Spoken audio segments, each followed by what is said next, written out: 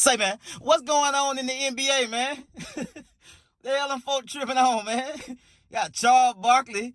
He went off on Kendrick Perkins and Stephen A, by the way, but he just didn't name drop Stephen A. And to bring Stephen A name up is to bring up LeBron James' name because they also had a falling out. Man, these folk going crazy, man.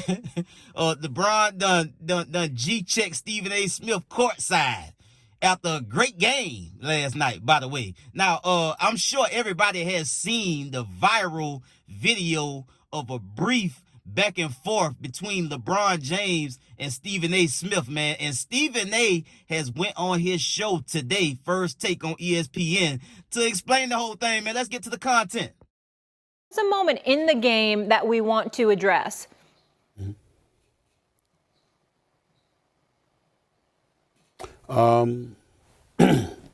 That was LeBron James coming up to me, unexpectedly, I might add, to confront me about making sure that I mind what I say about his son. Can't repeat the words because they ain't suited for FCC airwaves. That's what he was doing. I thought long and hard about this over the last few hours because I had no intentions, Molly, of talking about this at all. Yeah. And the reason why is because it was a one-on-one, I wouldn't say a conversation, but it was a one-on-one confrontation. But then I wake up and everybody from ESPN and my agent and everybody else were sending me that this thing had gone viral. And so ultimately it was unavoidable, and that is why I have to discuss it now. That wasn't a basketball player confronting me. That was a parent. That was a father. And I can't sit here and be angry or feel slighted by LeBron James in any way in that regard. By all accounts, he's obviously a wonderful family man and a wonderful father who cares very, very deeply about his son. And based on some of the comments that he had heard, or shall I say, I think he thought he heard, he clearly took exception to some of the things that he heard me say, and he confronted me about it.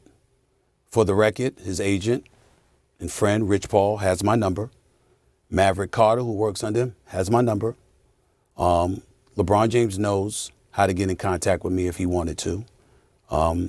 He never called, because had he called and wanted to talk to me, I would have accepted that call. Had he wanted to see me, I would have flown out and I would have seen him and I would have had a conversation man to man. But that is not what he elected to do.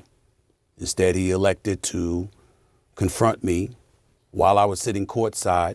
Ari Emanuel, the head of William Morris Endeavor, one of the agencies that represents me, along with Larry David, was sitting courtside. I was with them for the game. And he walked right up to me and he said what he had to say.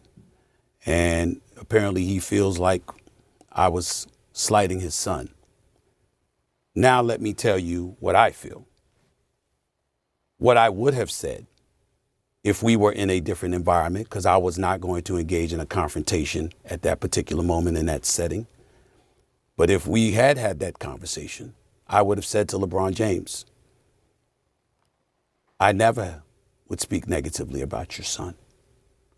I was talking about you, meaning you, LeBron James. I have nothing but the best wishes for Bronny James. I wish him nothing but the best. I hope that he flourishes into an NBA star. Usually in other sports, we see all-stars, and on occasion, we'll see their children become stars as well. That doesn't really happen with the NBA. I sincerely hope he's the exception. By all accounts, he's a wonderful kid. And I don't know anybody who roots against him. Dad. And that's when I was talking about, come on, man, this is the situation that you're putting him in. That's where I was coming from. I could be a bit more outspoken about it, but to be quite honest with you, to be in that moment, to have LeBron look at me the way that he did, for me to be a father of two daughters, for me to know what fathers, how much love fathers have for their children, and to hear what he had to say, it was all about his son.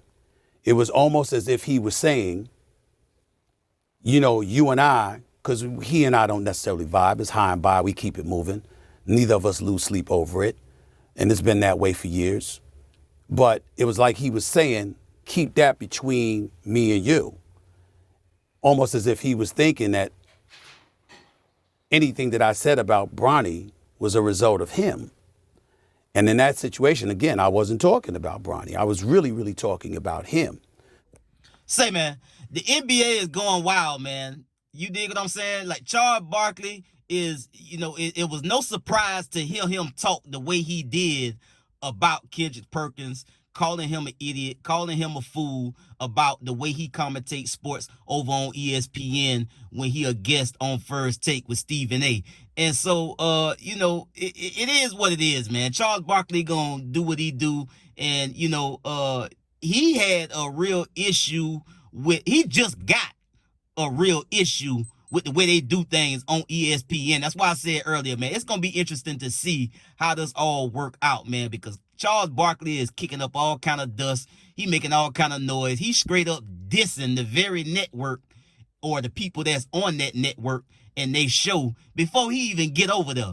But to bring this back to Stephen A. Smith and LeBron James, I'm going to keep it light on Stephen A., although I really want to kind of go in because, I like Stephen A. sometimes and sometimes I don't, especially when he get, with the screaming and the hollering and then, then he starting to, then sometimes when he on his show on YouTube, he like to try to speak for the black community when I see him in places speaking against our own people. So sometimes he hustle backwards. You dig what I'm saying? But he all about his money. He has said that time and time again. And he say things sometimes to try to be all things for all people. And it's just it's just not, a good look.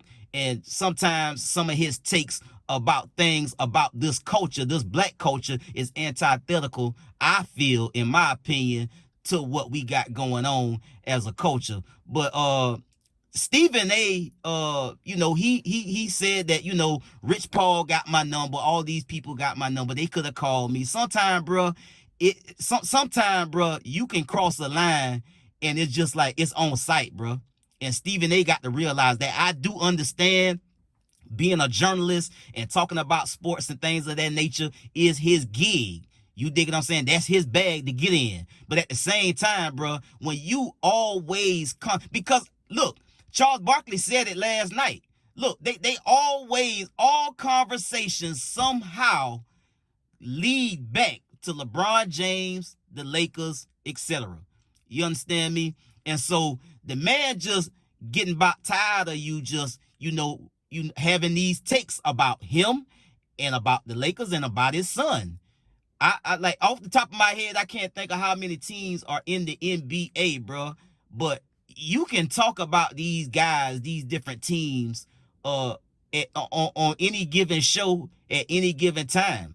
And like Stephen A said, like, look, bro, I get it.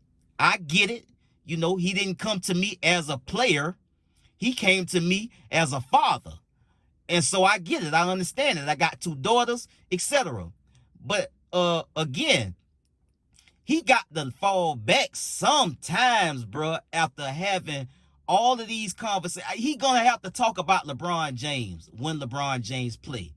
But to make all conversations, all roads, always lead to LeBron James. And as he said, they don't really, necessarily have that type of relationship. It's a hey, bye, we give each other respect. But when you playing with people, kids, bro, and you using your platform and your megaphone to diss my son, it ain't no, I'ma call you and talk to you about this, bro. People don't, sometimes, again, you can do things and say things, and it ain't no phone call being made. It's just, when I see you, I'ma say what I got to say to you, or we gonna get to the business or do it however I feel like I wanna do it to make myself feel better.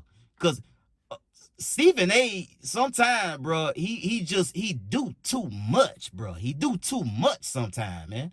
You dig what I'm saying? And that's what LeBron James was letting him know last night courtside, bro. Look, I ain't gonna call him. I ain't gonna have Rich Paul call him. When I see this nigga, I'ma check his ass. Cause every time I turn around, he got my name in his mouth. Even when I ain't playing. I could be on vacation, this nigga talking about me. You dig what I'm saying?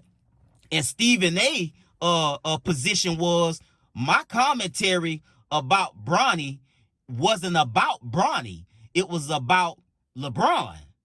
And you know, that's his opinion.